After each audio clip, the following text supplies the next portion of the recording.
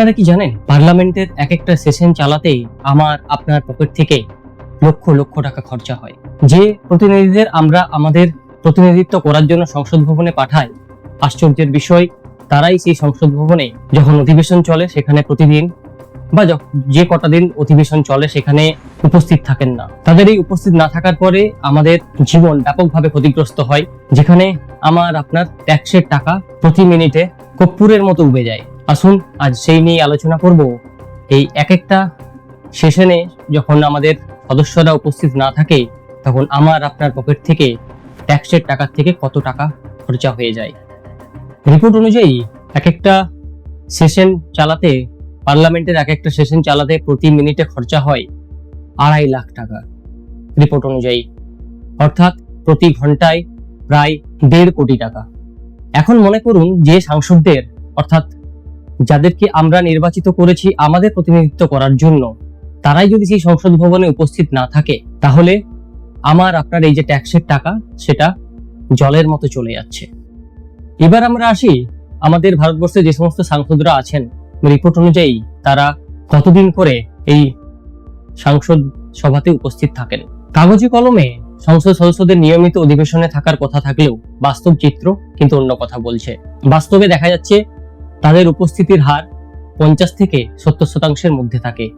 কিছু কিছু সদস্যের উপস্থিতির হার আবার 30%-এরও নিচে। এখানে এটি কেবল উপস্থিত থাকার বিষয় নয়, সংসদ সদস্যরা যখন সেখানে অনুপস্থিত থাকেন তখন গুরুত্বপূর্ণ বিলগুলো পাস হয় না। কোনো গুরুত্বপূর্ণ বিষয় নিয়ে যখন আলোচনা করা হয় তখন সেই আলোচনা সংক্ষিপ্ত আকারে সেরে ফেলতে হয়। আবার ইদানিং কালে বিভিন্ন সময় দেখা যাচ্ছে যে পুরো অধিবেশনই হয়তো সেদিনের মতো মুলতুবি হয়ে যাচ্ছে। সম্প্রতি 17তম লোকসভার যে তথ্য পিআরএস লেজিসলেটিভ রিসার্চ থেকে আমরা পাচ্ছি সেখানে দেখা যাচ্ছে সাংসদদের গড় উপস্থিতি ছিল প্রায় 79%, যেখানে প্রায় 60% সাংসদদের উপস্থিতি ছিল 80%-এর উপরে এবং 10% এমন সাংসদ ছিলেন যাদের অ্যাটেন্ডেন্স ছিল 60%-এর নিচে। এর মধ্যে আশ্চর্যের বিষয় হলো মাত্র 2 জন সাংসদ 100% উপস্থিতি অর্জন করেছেন, আর মাত্র 25% সাংসদ এমন আছেন যারা 90% বা তার বেশি অধিবেশনে উপস্থিত থাকতে পেরেছেন। যদিও দেখা যাচ্ছে 18তম যে লোকসভা তাতে করে তার কিছুটা উন্নতিকরণ ঘটেছে এবং সাংসদদের উপস্থিতির হার গিয়ে দাঁড়িয়েছে 87%।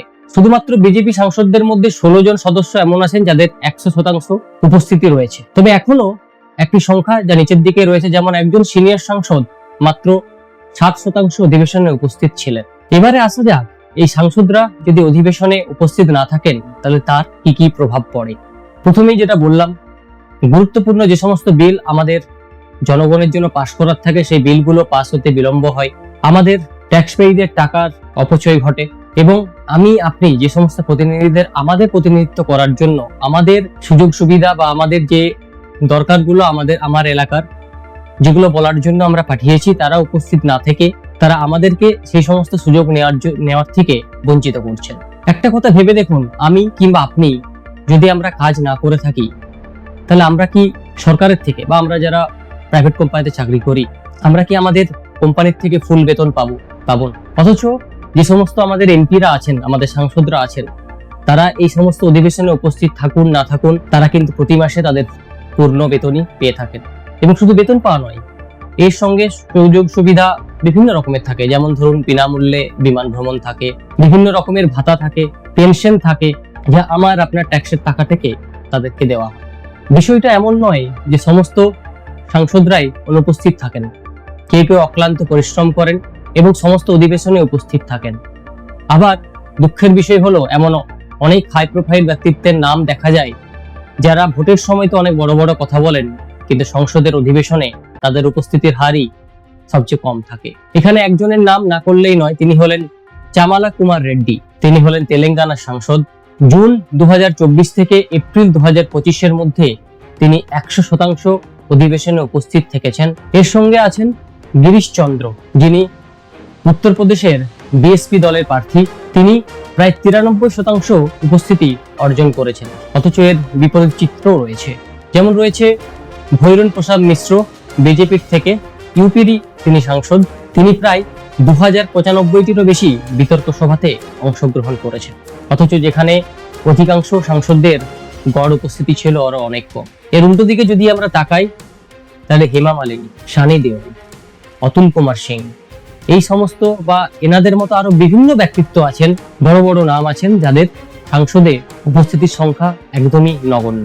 তাহলে এখন প্রশ্ন হলো, আমাদের কি করণীয়? আমাদের হাতে কি কিছুই তাহলে তো করার নেই? অবশ্যই আছে।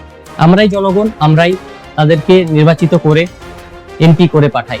তারা আমার আপনার এলাকায় যখন আসবেন, তাদের কাছে আমাদের কোশ্চেন করতে হবে যে আপনি সংসদে কতদিন উপস্থিত ছিলেন, এবং আপনার উপস্থিতির যে রেকর্ড আছে তা আপনি আমাদের কাছে তুলে ধরুন।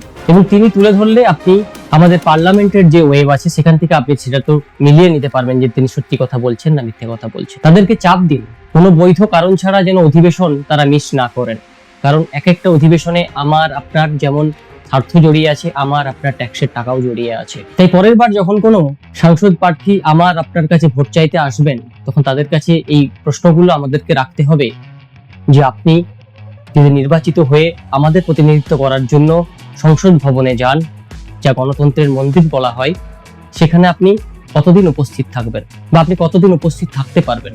দেখুন, এটা সবসময় কখনোই কাম্য হতে পারে না, বা হয়তো সম্ভব নয় যে তিনিও মানুষ, তার পক্ষে হয়তো 100% সেখানে উপস্থিত থাকা সম্ভব হবে, কিন্তু 100% না হলেও অন্তত 80%, 90% এটুকু তো সম্ভবপর হতেই পারে। এরই মধ্যেখানে যেটা একটা ভালো খবর হয়েছে, সেটা হলো 21শে জুলাই 2025 থেকে প্রতিটি সংসদ সদস্যের বসার জায়গাতে সেখানে বায়োমেট্রিক বসানো হয়েছে। এই বায়োমেট্রিকের মাধ্যমে সেখানে সমস্ত তথ্য ফুটে উঠবে যে তিনি কতদিন উপস্থিত থাকলেন। সংসদকে গণতন্ত্রের মন্দির বলা হয়। কোনো মন্দিরে যদি পুরোহিত উপস্থিত না থাকেন, তাহলে সেখানে পুজো হবে কি করে? এটা আমার টাকা, এটা আপনার টাকা, এখানে আপনার ভবিষ্যৎ জড়িয়ে আছে, এখানে আমার ভবিষ্যৎ জড়িয়ে আছে। তাহলে যে ব্যক্তিকে আমরা নির্বাচিত করে পাঠাচ্ছি, তারা আমাদের কাছে জবাবদিহি করতে বাধ্য। আপনি যদি মনে করেন এই ভিডিওর মাধ্যমে আমি কিছু তথ্য আপনাদের কাছে তুলে ধরতে পেরেছি, তাহলে অবশ্যই আমার এই চ্যানেলটিকে সাপোর্ট করবেন, লাইক, কমেন্ট এবং শেয়ার করবেন। দেখা হবে পরবর্তী ভিডিওতে। ততদিন ভালো থাকবেন। ধন্যবাদ।